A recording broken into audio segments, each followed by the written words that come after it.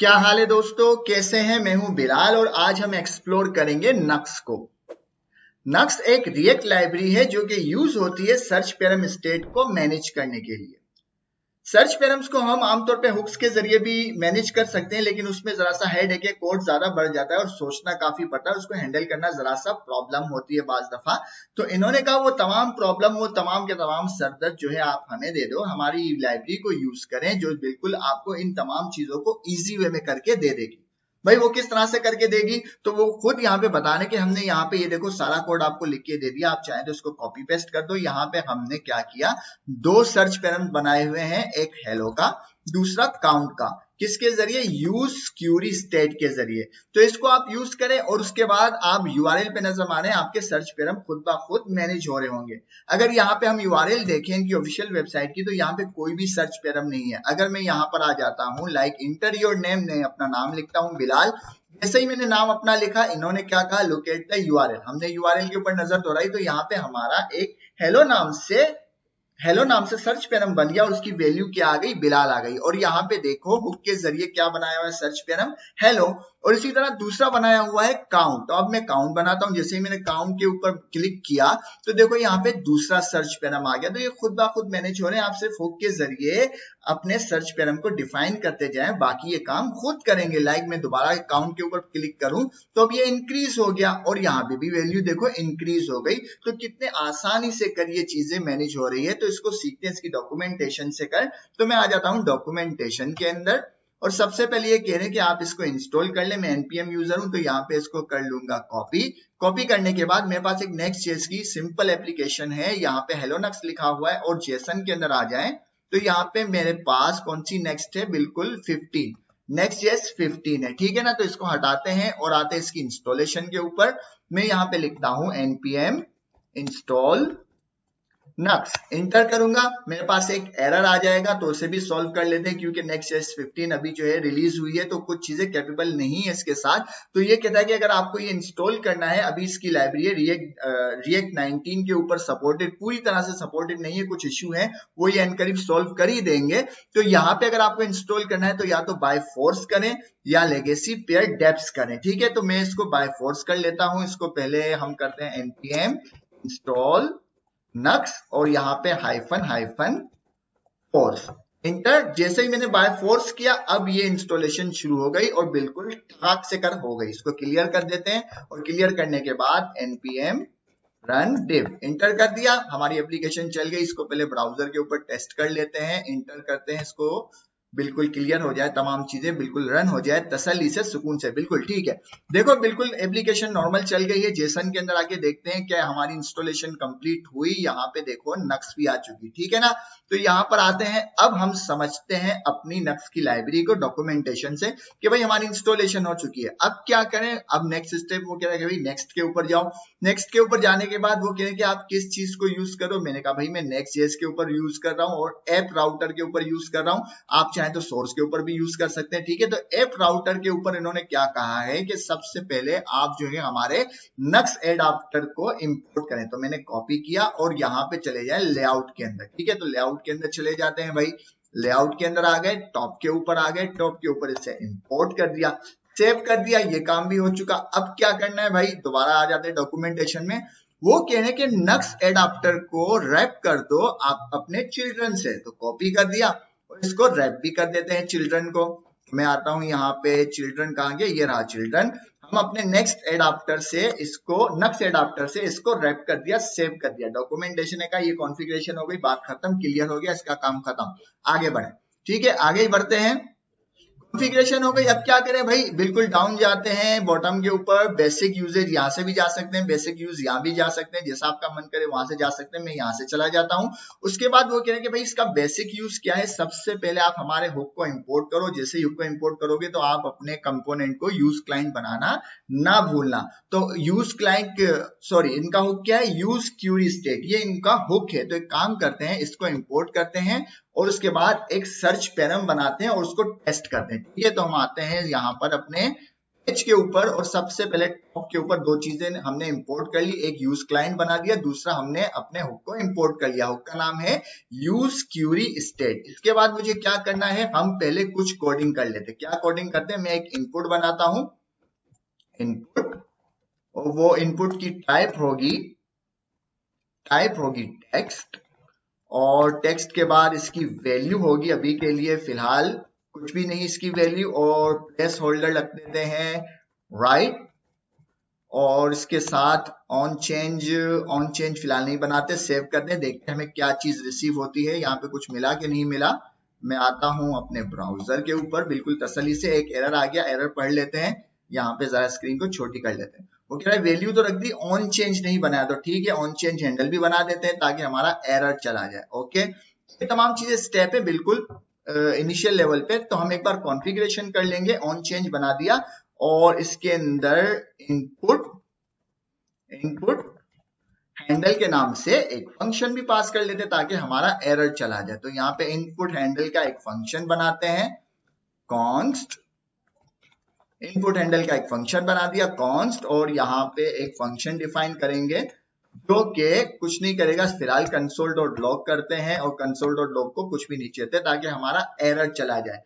ये तमाम चीजें क्लियर हो गई। अब देखते हैं कोई एरर है, कोई भी एरर नहीं, और यहाँ पे राइट आ चुका है, तो इतना काम हो गया। अब हम बनाते हैं अपना सर्च पैरम अपनी लाइब्रेरी से, जिसका नाम है नक्स। बहुत ज्यादा आसान है, अगर हम यहाँ पे देखें तो उसको डिफाइन करना कितना आसान है। वो कह रहे जो आपने हमारा स्टेट इंपोर्ट किया है उसी स्टेट को आप यूज करो जिस तरह आप नेक्स्ट जेस में यूज स्टेट के जरिए स्टेट बनाते हो, तो हम इसी तरह बना देते हैं। हम आते हैं यहाँ पर और अपनी स्टेट बनाते हैं सर्च पैरम की। तो यहाँ पे जरा खुले खुले कर लेते हैं चीजें। मैं कहता हूँ कॉन्स्ट एरे, और यहाँ पे देते हैं नेम, सेट नेम, और यूज क्यूरी स्टेट।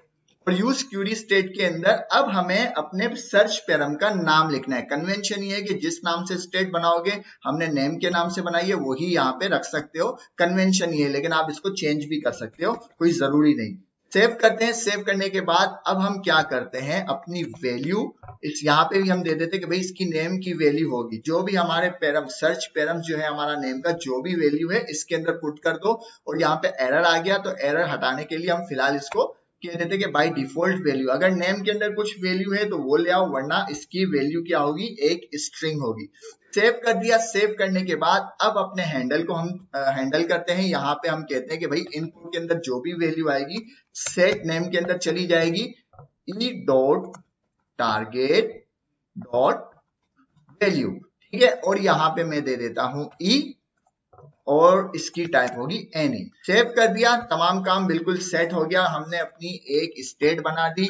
किसकी स्टेट बना दी, सर्च पैरम की स्टेट बना दी, जिसका नाम है नेम।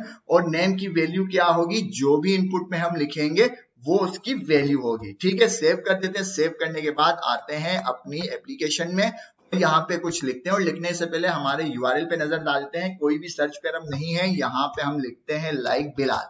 जैसे ही मैंने बिलाल लिखा, देखो यहाँ पे क्या आ गया, हमारा एक सर्च पैरम बन के आ गया नेम, ठीक है। नेम अभी हमने डिफाइन किया था, और दोबारा से अगर मैं इसको चेंज करूं, ये खुद ब खुद देखो मैनेज हो रहा है। मैंने इसको कुछ भी नहीं किया, सिर्फ एक स्टेट बनाई है अपनी लाइब्रेरी के जरिए, नक्स के जरिए, और ये खुद ब खुद हैंडल भी हो रहा है। बिल्कुल ठीक, जबरदस्त, डॉक्यूमेंटेशन में अच्छी चीजें बताई हुई है, और यही सारा कोड अभी हमने लिख भी दिया, ठीक है। यहाँ तक बात क्लियर हो गई। आप चाहें तो इसको कॉपी पेस्ट भी कर सकते हैं, क्योंकि बात समझ में आ चुकी है। अब हम जरा सा और नीचे जाएं, तो इन्होंने हमें बताया कि भाई आप जो है इससे पार्स इंटीजर भी एक इसके अंदर प्रॉपर्टी है जिसे यूज कर सकते हैं। किसके लिए, जो कि आपका कोई इंटीजर वैल्यू हो। जो इंटीजर वैल्यू है, भी हम देखेंगे कुछ देर के बाद, देखते हैं इससे, ठीक है। इससे पहले मुझे एक चीज और देखनी है, डिफॉल्ट वैल्यू। इसको हम यूज करते हैं कि भाई डिफॉल्ट वैल्यू क्या है। ये कह रहा है कि जो भी आप स्टेट बनाएंगे उसको कोई डिफॉल्ट वैल्यू भी दे सकते हो। तो यहाँ पे हम एक काम कर देते हैं, आते हैं और इसको एक डिफॉल्ट वैल्यू भी दे देते हैं। लाइक यहाँ पे मैंने एक ऑब्जेक्ट पास किया, इस पर डॉक्यूमेंटेशन, और मैं लिखता हूं यहाँ डिफॉल्ट वैल्यू, और डिफॉल्ट वैल्यू मैंने दे दी स्ट्रिंग। सेव कर दिया। अब मुझे यहाँ पे डिफॉल्ट वैल्यू देने की जरूरत नहीं, अब हमें एरर नहीं आएगा। सेव कर देते, एरर नहीं आया, तो हमारी एज इट इज वैसे ही रहेगी एप्लीकेशन, इसमें कोई फर्क नहीं पड़ेगा। अगर मैं यहाँ पर आ जाऊं, यहाँ पे इसको रिफ्रेश भी करते हैं तो इसके ऊपर कोई फर्क नहीं पड़ा, और ये ऐसे ही काम करेगी लाइक रतन। अब मैं लिखता हूं चमन, तो देखो हमारी खुद ब खुद सर्च पैरम स्टेट मैनेज हो रही है लाइब्रेरी के जरिए बिल्कुल स्मूथली। यहां तक भी बात क्लियर हो गई। उसके बाद अब हम आते हैं दोबारा डॉक्यूमेंटेशन के अंदर और आगे पढ़ते हैं कि भाई अब हम क्या करें। वो कह रहे कि आप इंक्रीमेंट डिक्रीमेंट को भी इस तरह से बना सकते हैं। लाइक यहाँ पे ये देख लें, अगर हम देखते हैं इसकी स्टेट अभी यूज हो रही थी, ये रही, ठीक है। काउंट की स्टेट बनाते हैं और काउंट की स्टेट बनाने के बाद उसको जरा सा हम चेक करते हैं। अगर मैं ये काउंट वाली एग्जांपल इसकी मेन पेज वाली एग्जांपल से अगर मैच करूं कि वो कह रहा है कि भाई आप जो है एक स्टेट बनाओ काउंट नाम से और उसका सर्च पैरम नाम भी काउंट होना चाहिए, वो इंटीजर वैल्यू होगी विद डिफॉल्ट वैल्यू उसकी 0 होगी।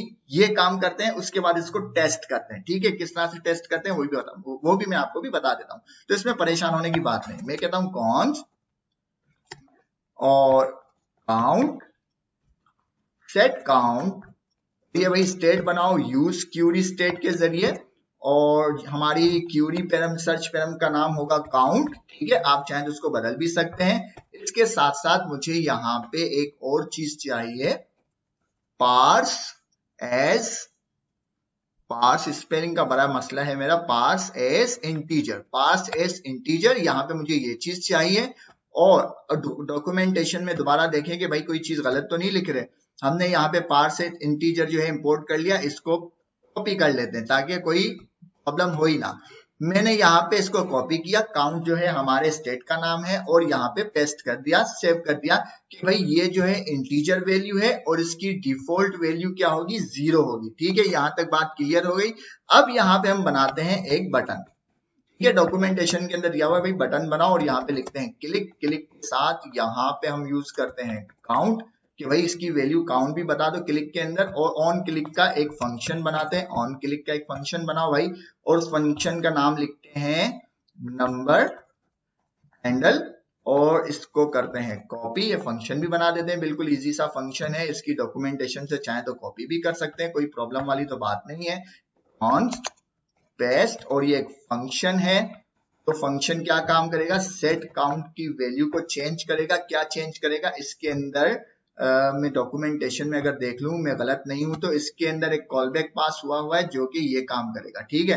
इसको कर दिया कॉपी, कॉपी करने के बाद इसको बल्कि पूरे को ही कॉल कर देते हैं ना, सेट काउंट को कॉपी कर देते हैं, ठीक है। इसको समझ लेते हैं, कोई इतना बड़ा इशू नहीं है, इसको समझ भी लेते हैं। मैंने इसको पेस्ट किया, इसके अंदर एक कॉल बैक है, इसके पैरामीटर में इसकी वैल्यू आ रही है और वो क्या करें, सी के अंदर +1 भी कर रहे हैं। सेव कर दिया। अब देखो क्या होता है, हमने एक और स्टेट बनाई काउंट की जिसकी वैल्यू क्या है, इंटीजर है, तो उसको हमने इंटीजर कर दिया एज पर डॉक्यूमेंटेशन, जिसकी डिफॉल्ट वैल्यू क्या है, 0 है, ठीक है। डिफॉल्ट वैल्यू 0 है और यहाँ पे बटन के ऊपर ऑन क्लिक लगा दिया और यहाँ पे हमने उसका फंक्शन भी डिफाइन कर दिया। अब अगर हम आ जाएं तो दोबारा देखें, अभी हमारे पास एक ही पैरामीटर है, एक ही सर्च पैरामीटर है, वो है नेम का। यहाँ पे क्लिक आ गया जिसकी वैल्यू है 0। अब मैं इसको क्लिक करता हूं, मैंने क्लिक किया 1 आ गया, यहाँ पे देखो काउंट क्या हो गया, 1 हो गया। दोबारा क्लिक करता हूं 2 हो गया, यहाँ पे काउंट क्या हो गया, 2 हो गया। कितना ज्यादा आसान है। इस तरह आप अपने सर्च पैरम जो है डिफाइन कर सकते हैं, जितनी आपकी मर्जी चाहे उतने डिफाइन कर सकते हैं। तो इतना आसान तरीके से कर इस लाइब्रेरी के जरिए हम अपने सर्च पैरम्स को मैनेज कर सकते हैं। अगर हम इसकी डॉक्यूमेंटेशन में आए तो कुछ चीजें और भी इन्होंने बताई हुई है, लाइक ये कह रहे हैं कि इन्होंने यहाँ पे एक हमें फंक्शन बना के दे दिया। ये आपका होमवर्क है कि अगर आपने कोई भी पैरम बनाया, लाइक्स नेम का हमने जो पैरम्स बनाया है सर्च पैरम, इसकी वैल्यू को नल करनी है तो आप इस तरह से एक फंक्शन पास करके सेट नेम को नल कर सकते हैं। इसी तरह अगर मैं आ जाऊं काउंट के ऊपर, तो यहाँ पे इन्होंने हमें इंक्रीमेंट और डिक्रीमेंट के भी फंक्शन बना के दे दिए। वो भी बनाना इजी है, कोई भी ऐसा इश्यू तो नहीं है, आप चाहे तो खुद भी बना सकते हैं। अगर खुद बनाने की जहमत नहीं करना चाहते तो यहाँ से यही फंक्शन कॉपी पेस्ट भी कर सकते हैं और जो आपकी जो भी इंटीजर स्टेट है उसमें इंक्रीमेंट और डिक्रीमेंट या इस तरह का कोई और फंक्शन पास करके उसकी वैल्यू को मैनिपुलेट भी किया जा सकता है। और नीचे एक और इन्होंने फंक्शन बनाया हुआ है, वही है कि अगर आपकी स्टेट को वैल्यू नल करनी है तो आप इस तरह से कर इस फंक्शन के जरिए उसकी वैल्यू को नल या रीसेट कर सकते हैं। यहाँ पे कोई रीसेट का भी फंक्शन इन्होंने जरूर बनाया होगा, लाइक ये रहा रीसेट का फंक्शन, कि आपको अगर कोई अपने सेट काउंट की वैल्यू को रीसेट करना है और रीसेट पे उसकी वैल्यू 0 या कोई और डिफॉल्ट वैल्यू ले जानी है तो इस तरह का भी कोई फंक्शन आप बनाकर हमारी स्टेट को या अपनी स्टेट को या सर्च पैरम को आप मैनिपुलेट कर सकते हैं। तो इतनी सारी चीजें इन्होंने हमें खुद ही बनाकर दे दी हैं, हमें तो सिर्फ इसका यूज करना है, कॉपी पेस्ट करना है, जरा सा जहन लड़ा के अपनी स्टेट को मैनिपुलेट करके अपनी मनचाही वैल्यू गेट कर सकते हैं सर्च पैरम्स के जरिए नक्स लाइब्रेरी को इस्तेमाल करते हुए रिएक्ट या नेक्स्ट या कोई भी रिएक्ट बेस्ड फ्रेमवर्क के अंदर। तो आज की वीडियो के लिए इतना ही। उम्मीद है आपकी वीडियो पसंद आई होगी। पसंद आए तो लाइक करें, शेयर करें, सब्सक्राइब करें। मिलता है नेक्स्ट वीडियो के अंदर। अल्लाह हाफिज।